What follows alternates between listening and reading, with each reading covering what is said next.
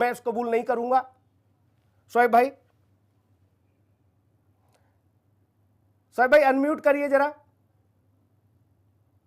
जी आई आवाज सर मेरी? जी आ रही है, आवाज आ गई सर मेरी? आ रही सर, आ रही है। सुनील भाई देखिए ऐसा, जी जी जी देखिए सुनील भाई, सबसे पहले तो मैं आपसे एक सवाल ये करूंगा कि मैं as a Muslim scholar debate दूं या मैं जो पार्टी बेस पे उस हिसाब से जवाब दूं, उस हिसाब से मैं बताऊं आपको मदार का मामला क्या होता है। जी देखिए यहाँ तक मैं आपसे एक बात सुनील बताऊं कि वो दरगाह जो ऐसी है कि मजमा लगा हुआ है दयारे हबीब में, हम भी खड़े हैं अपना मुकद्दर लिए हुए।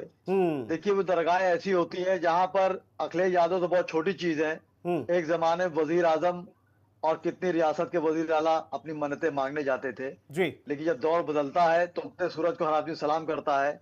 अभी आपने कहा कि वो बात ना करिए कि चादर वहां पे गई, क्यों नहीं बात करेंगे सर? अगर जब बात निकलती है तो दूर तलक जाती है। हमारे मुल्क के वजीर आजम नरेंद्र मोदी जी ने अजमेर शरीफ में पिछले साल अपनी चादर पहुंचाई थी, रजब के महीने में जब उर्स था, और उसके बाद ही बीजेपी कभी बड़े बड़े नेताओं ने मुखालफत की थी लेकिन वहां चादर चढ़ाई गई थी।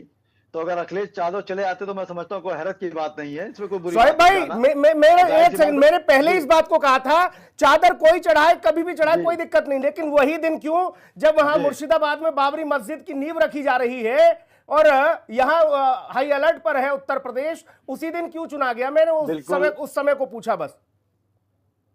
देखिए सुनील भाई, आपने बहुत अच्छी बात कही। कल मैंने 6 दिसंबर को करीब 6-7 डिबेटें दी, हुस्न इत्तेफाक बदनसीबी थी कि आपके चैनल पे नहीं बुलाया गया, बाकी मैंने कई चैनल पे डिबेट दी। देखिए होता क्या है, मैंने कल भी कहा कि वहां पे हुमायूं साहब ने एक सियासी हथकंडा अपनाया था क्योंकि अगले साल में इलेक्शन था, और अभी आप देखिए 2-4 दिन के अंदर वहां पसे पर्दा कई नाम ऐसे आएंगे जो उनकी पैरवी कर रहे थे। मैं उसके मुखालिफ था कि जो उन्होंने मामला किया था, क्योंकि बाबर का नाम जो था जलालुद्दीन मोहम्मद था, उस नाम से रखते तो कोई आपत्ति नहीं थी। बहरहाल डिबेट दूसरी सब चली जाएगी।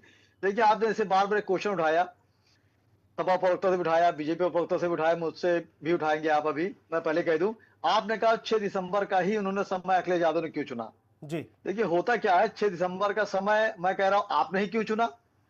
भाई जाहिर सी बात है, मस्जिद जो थी अल्लाह का घर है, मंदिर भगवान का घर है, चर्च ईसाई भगवान का घर है, तो मेरा मस्जिद का घर। एक सेकंड सर, मैं देखिए सुन रहा था, मैं अपनी बात कह दूं, मैं सुनने के लिए तो मुसलमान पढ़ा 1947 से लेकर आज तक और सफाई दे रहा है। अच्छा देश बांट लिया, अभी कह रहे हैं सुनने के लिए पढ़ा है, 40% देश का हिस्सा भाई ऐसा ना कहो, आप सुना भी रहे हो, ऐसा ना कहो, आप सुन भी रहे हैं मेरे भाई। मैं सुन रहा, अरे सर सुन तो लिए, अपनी सफाई दे दूं सर। होता क्या, देखिए मस्जिद जो है अल्लाह का घर है, मैं बाबर का जिक्र नहीं कर रहा हूँ सर, मैं बाबर का जिक्र नहीं कर रहा हूँ जिसपे बहस चल रही पूरे हिंदुस्तान में। मस्जिद अल्लाह का घर है, वो शहीद हुआ था। आपको ये सामान्य, एक सेकंड शोएब भाई, बस हाँ या ना में जवाब देना। शोएब भाई लंबी कहानी हो जाएगी, आप इतना बता दीजिए, इतना बता दीजिए शोएब भाई, शोएब भाई बस इतना बता दीजिए कि आपको ये सियासत लगती है या एक सामान्य प्रक्रिया रही? आपका अनुभव क्या कहता है? देखिए 6 दिसंबर, फिर सुनिए भाई, खाना में तो नहीं पाऊंगा, 30 सेकंड में कह दूंगा। देखिए मोहब्बत और जंग में हर चीज जायज होती है, इस तरह इलेक्शन में भी हर चीज जायज होती है।